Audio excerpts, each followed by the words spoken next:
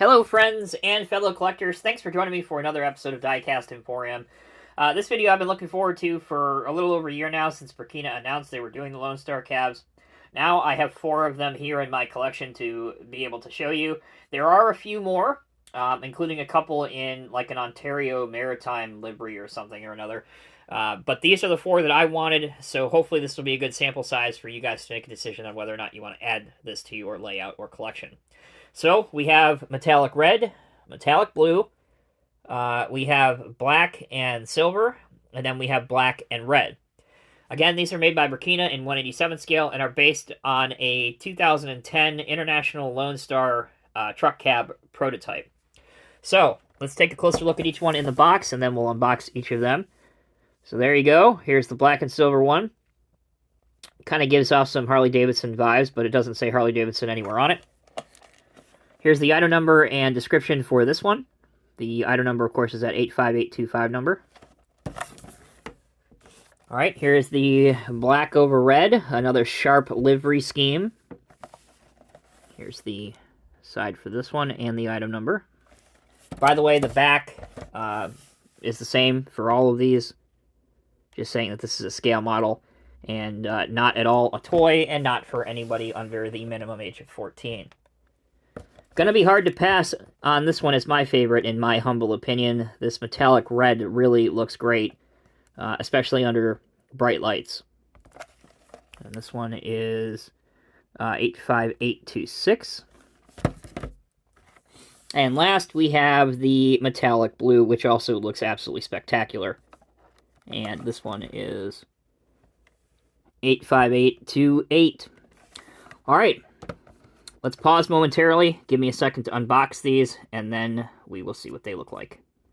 Welcome back, everyone. Thanks for sticking with me. So we have what I like to call unofficially the Harley-Davidson version, the black with silver on it. You'll notice that I did put the mirrors on this one just to show you where the 2 mirror accessories go. It's very straightforward. However, what isn't so straightforward, and I really wish Brekina would focus on this a little bit more, is the fit and finish of these mirrors. Some of them are good. Some of them are really, really loose. Something that I would highly encourage them to see if they can engineer a fix to make them a little bit better. The obvious answer to that question is gluing them, but 99% of the serious discerning collector does not want these mirrors permanently glued, especially if you're transporting them to and from shows or you're moving. You don't want them breaking off. So that said, other than that, I have seen some complaints also that they don't like the way these trucks sit, particularly towards the front end with the front axle. That doesn't bother me. Honestly, I'm not aware of any other International LoneStar cabs that have ever been made in 1/87 scale, aside from some 3D printed or resin ones. So this is really refreshing and good to see. The iconic grille at the front, which is inspired by, the trucks of the 1930s and 1940s, really looks spectacular. You can see the alternating stripes, the International logo. The lights are separate insert lenses, chrome exhaust, chrome air cleaners, mirrors, and International is decaled on the back sleeper cab of all of these trucks. You can probably just make it out as it spins around now. In terms of functionality, the wheels do roll. There's no steering. The 5th wheel can articulate a little bit. We'll see towards the end of this video. I'll bring out a handful or so different trailers from other manufacturers so you can see what they look like with these trucks. But again, can't complain. This particular paint scheme looks spectacular. So that is the black and the gray one. The next one we'll take a look at will be the black and the red one. Spinning around in front of you now is the black over red version of the International LoneStar cab by Brekina. This paint job I do also like. It's not one of my favorites, but I do like the fact that it's kind of more of a flat paint finish on both colors. Yeah, the black is a little bit shiny, but the red, I really like how it does fade to red. Anyway, same functionality, same basic design. It is just a different color scheme. So if you're looking for something a little bit more subtle as opposed to a chrome-colored truck, then this could be a good option for you. All right, next we'll take a look at one of the chrome paint finish ones, or metallic paint finish ones, I should say, to be more accurate. 2 down and 2 to go. Here is the metallic blue one. Again, one of my favorites out of the 4 that I do have. And it does bear repeating in case you're just joining us midway through this video. There are other color combinations out there, and a couple different company liveries as well. So these four are not the only four.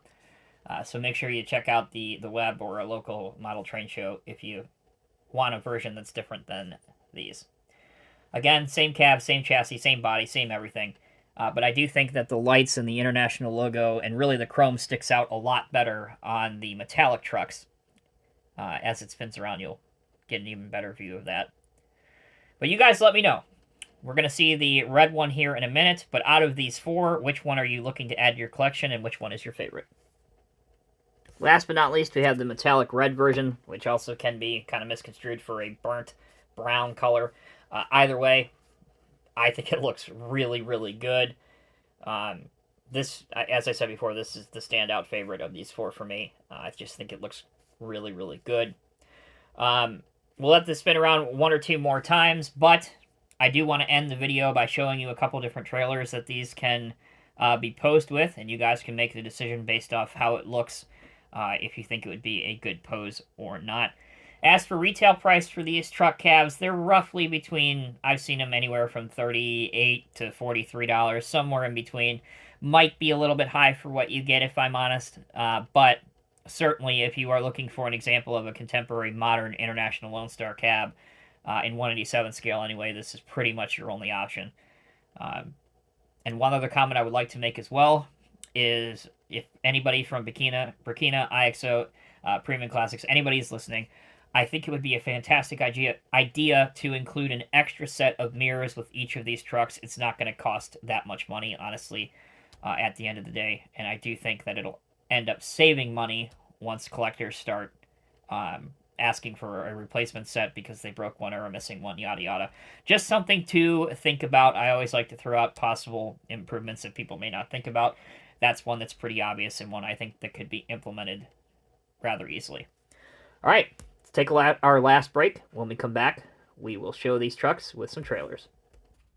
All right, everyone, thanks for sticking with me. I know this video is going on 7.5 minutes, so we'll just try and get through this as quickly as possible, but I do think this is something that a lot of collectors will want to see, and I'm happy to be able to have that opportunity to showcase to you guys. I have 4 different trailers from 4 different manufacturers in 187 scale, so you guys can see what looks the best. On the red and black one, I have a Promotex or Herpa livestock trailer. It does not lock in or sit very well in the 5th wheel. You can cheat by modifying either the 5th wheel or the kingpin or both if you want to, but this is not a trailer I would recommend picking up for this truck, in my opinion. One I absolutely would recommend is connected to the black and silver LoneStar, and this is an Athearn modern utility reefer trailer. And as you can see, it does sit level and look absolutely spectacular. This is my favorite of the 4. Closely followed by what I've chosen for the blue truck. This is a first gear tank trailer that came with the Volvo tractor sets a number of years ago.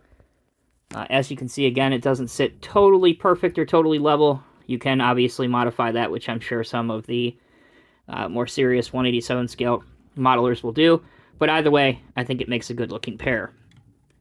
And last but not least, we have a Tonkin bottom dump trailer, grain trailer, hooked up to the red version. Again, I think this is another pretty good look for it, and sits relatively level. Alright, that'll do it for this episode of Diecast Emporium. Thank you all so very much for watching. I'm interested to hear your feedback on this video. If you like these cabs, if you don't like them, which ones you might add to your collection, etc., etc. Let me know what you thought about the ending of this video with showing trailers. Is that something you want to see more of or less of? I'm open to any and all feedback. Thank you guys so much for watching. Take care, be well. I'll see you in the next review.